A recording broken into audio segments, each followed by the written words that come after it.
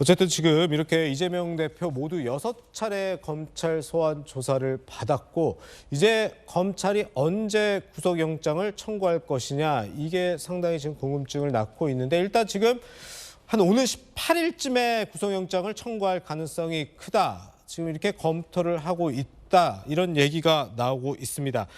이재명 대표 같은 경우는 지금 뭐 현직 국회의원이기 때문에 국회에서 체포동의안을 처리해야 되는데 지금 이 체포동의안 처리를 놓고도 상당히 지금 시끌시끌합니다. 특히 여당에서 민주당을 비판하고 있는데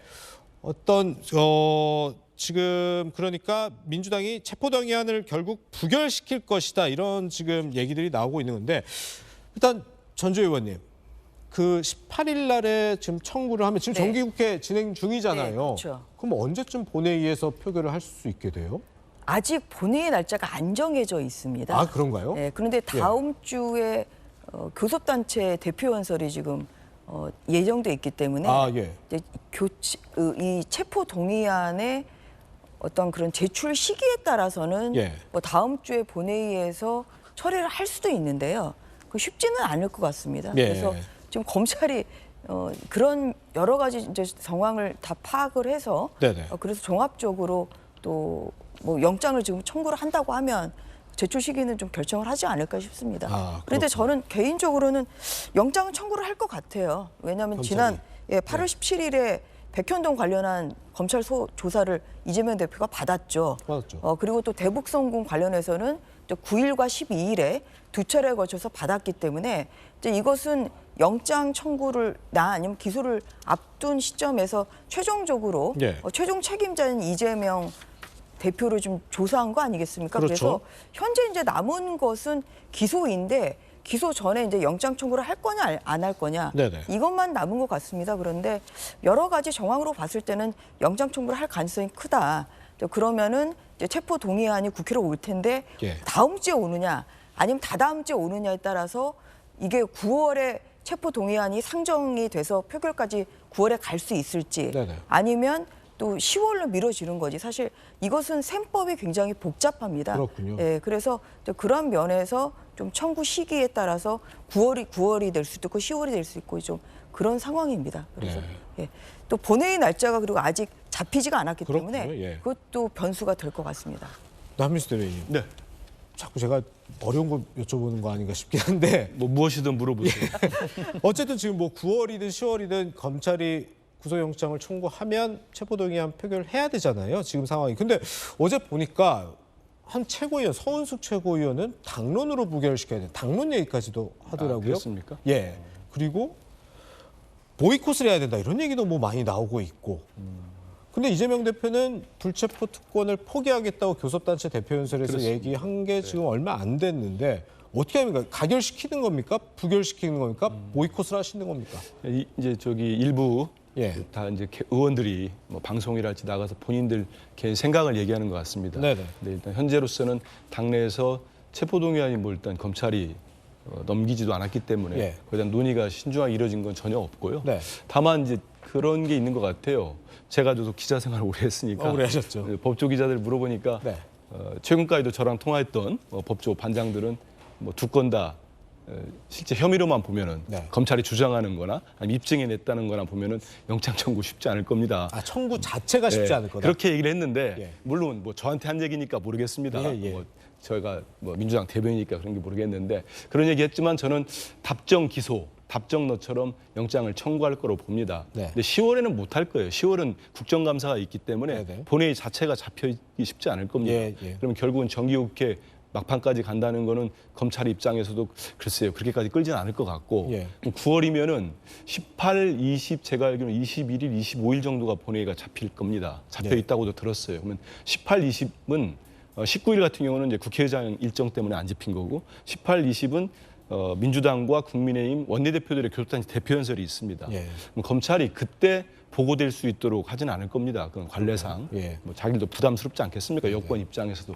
그러면 이제 청구를 한다면 며칠 있다가 넘어오고 하면은 뭐 9월 중에 본회의 21일쯤이나 보고가 된다면 그 이후에 표결을 하는 그런 걸 할 텐데 저는 뭐 한 말씀 꼭 드리고 싶어요.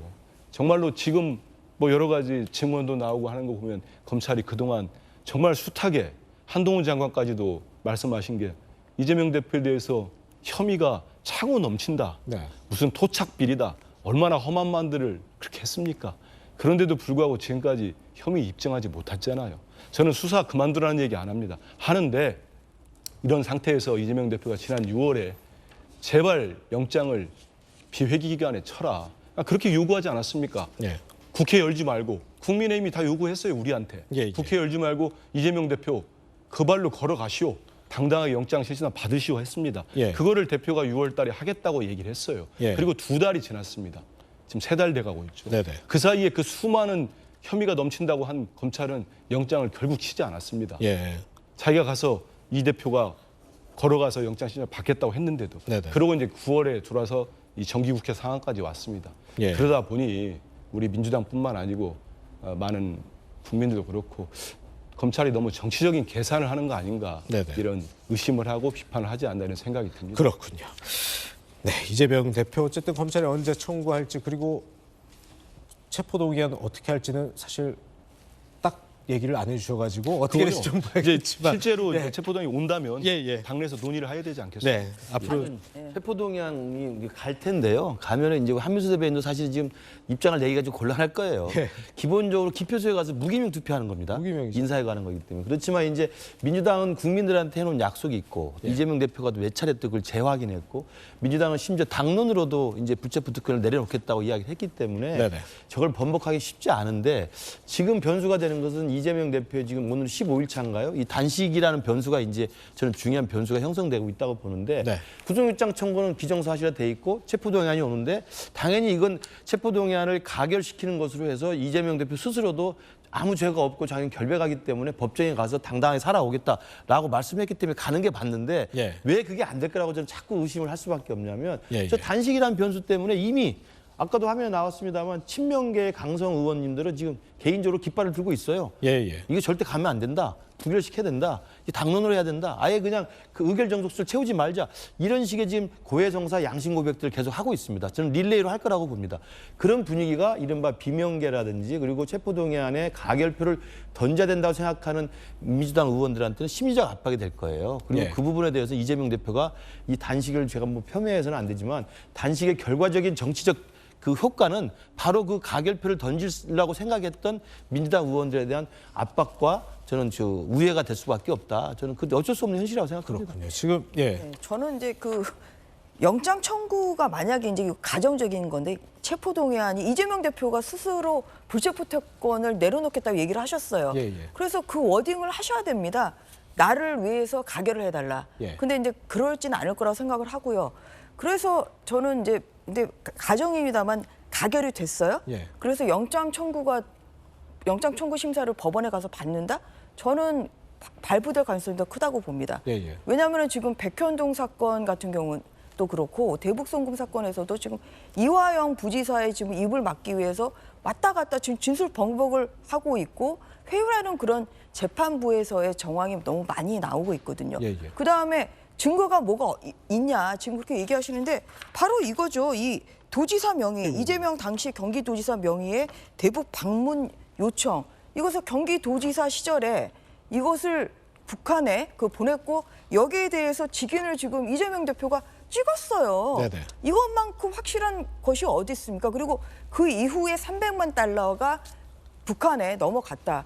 그렇다고 하면은 이것이야말로 이런 증거가 막 한두 개가 아니죠. 그럼에도 불구하고 민주당은 수사 기록도 안 본 민주당이 무슨 근거로 증거가 없다고 얘기를 하시는지 저는 진짜 그렇게 자신 있으면은 오히려 체포동의안 가결해서 법원의 심판을 받고 법원의 판단을 따르는 것이 법원에서 영장의 발부가 될 수도 있고 예, 기각이 될 수도 있죠. 그래서 그러한 수사 기록을 보고 법원이 종합적으로 판단을 해보는 것이 저는 그것이 정말 이 말로서만 외치는 것이 아니라 예. 실질적인 본인의 약속을 지키는 것이라고 생각을 합니다. 알겠어요. 짧게 반박 안 할 수가 없어서 짧게 정말 짧게 예, 하겠습니다. 아니, 저게 증거입니까?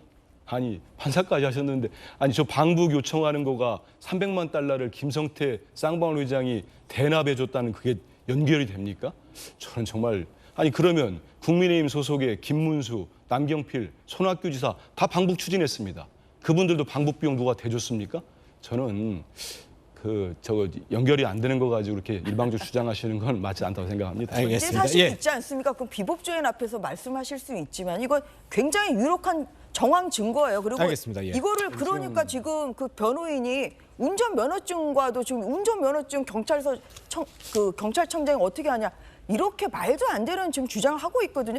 이 공문을 이재명 대표가 당연히 알고 도장을 찍었죠. 그러면은 전제 사실이 인정이 되기 때문에 300만 달러가 가고 가고 안 예. 가고를 떠나서 그러한 정황 증거가 굉장히 중요한 알겠습니다. 이런 법적 어차피 이 가치를 문제도 지금 가진다는 사실 것이죠. 지금 법조에서 재판에서 다투고 있는 문제이기 때문에 그리고 검사 아니시니까 재판 예. 검사들이 좀 밝혀보세요. 예, 이제 재판에서 앞으로 밝혀질 문제이기 때문에 이 얘기는 여기까지 하도록 하고요. 이거 뭐 끝도 없을 것 같아서요.